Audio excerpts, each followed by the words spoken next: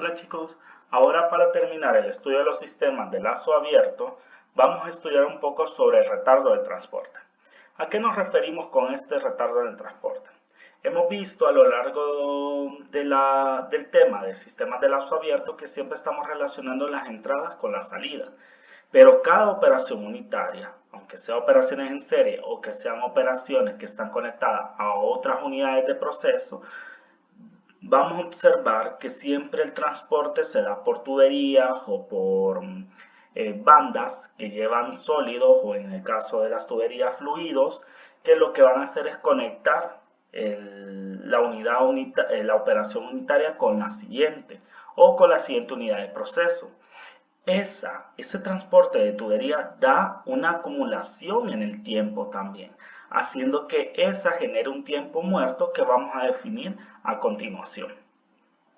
Vamos a definir ese tiempo muerto como la cantidad de tiempo que ocurre cuando hay un cambio de la entrada y que la medición de su salida no lo percibe.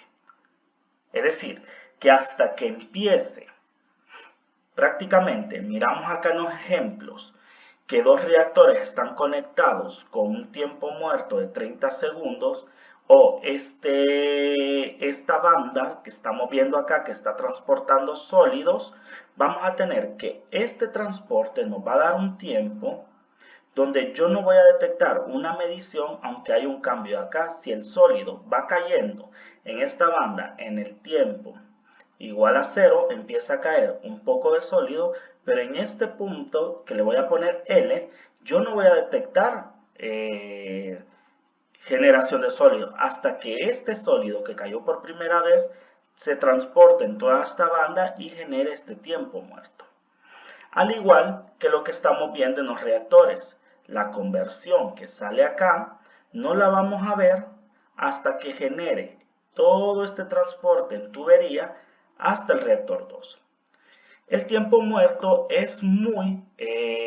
relacionado con el retardo, ya que es un tiempo que no genera procesos, sino que solo está generando el transporte de los materiales. Mientras que el tiempo muerto es un concepto más general que puede ser por baja productividad, baja eficiencia, pero el tiempo muerto asociado al transporte de sustancias siendo sólidas o fluidas, a ese le vamos a llamar tiempo muerto por retardo en el transporte, que es el que vamos a estudiar aquí.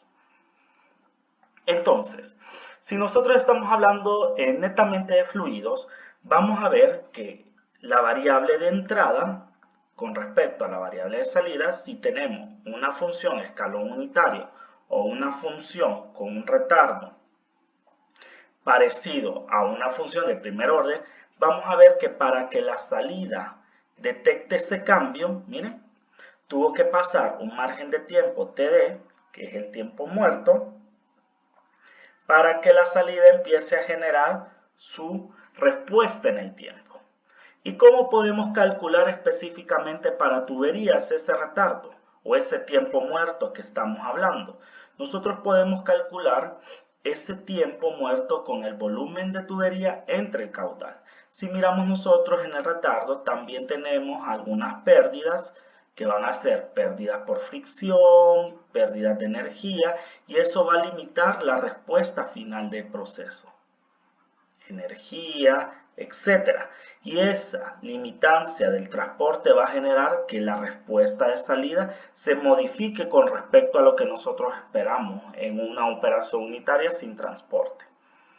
Entonces, con este tiempo calculado como volumen de la tubería, en este caso entre caudal, y en el caso de una banda, podemos ver como cantidad de sólidos que está en esa banda transcurriendo por tiempo, por un flujo másico o una cantidad de sólidos por tiempo, podemos calcularla. Entonces, nosotros con eso podemos analizar nuestra función de transferencia. ¿De qué manera? Si nosotros miramos, estas funciones están separadas como nuestra función de salida en el tiempo y nuestra función de entrada, y para que no sean iguales, ellas tienen una traslación del tiempo real, una traslación del tiempo. Entonces, cuando nosotros calculamos la transformada de Laplace, cuando vimos las herramientas matemáticas, vimos este teorema de traslación real, que también se llama segundo teorema de traslación. Y ya sabemos que ese teorema de traslación, esa transformada, nos va a generar esta función. Que si nosotros relacionamos esta salida y de t y la transformamos a la frecuencia de Laplace y transformamos también nuestra entrada, vamos a ver que la función de transferencia que hace alusión a un diagrama de bloques donde tenemos salida, acá sería función de salida, salida entre entrada, esa f de s va a ser e a la menos std. Y este td se va a referir netamente al tiempo muerto de transporte para poder relacionar cómo esa variable de salida responde a esa entrada. Entonces, si vamos a los ejemplos iniciales, si yo tengo acá una concentración, vamos a poner una concentración de salida de 1, miren, de A, no va a ser en este punto la misma concentración, porque vamos a tener un tiempo muerto. Entonces, la concentración de entrada al reactor 2 no es la misma concentración de salida del reactor 1, porque hay un retardo en el transporte. Entonces, para relacionar estas concentraciones, tenemos prácticamente que este punto es la salida de la tubería, a la que voy a llamar CA S1', de concentración A de salida 1', entre concentración A de salida 1, que sería este punto, miren, punto de entrada, punto de salida de la tubería, prácticamente se van a relacionar con menos STD, y ese STD ya nos dan que son 30 segundos. Y esto sería prácticamente el retardo en el transporte.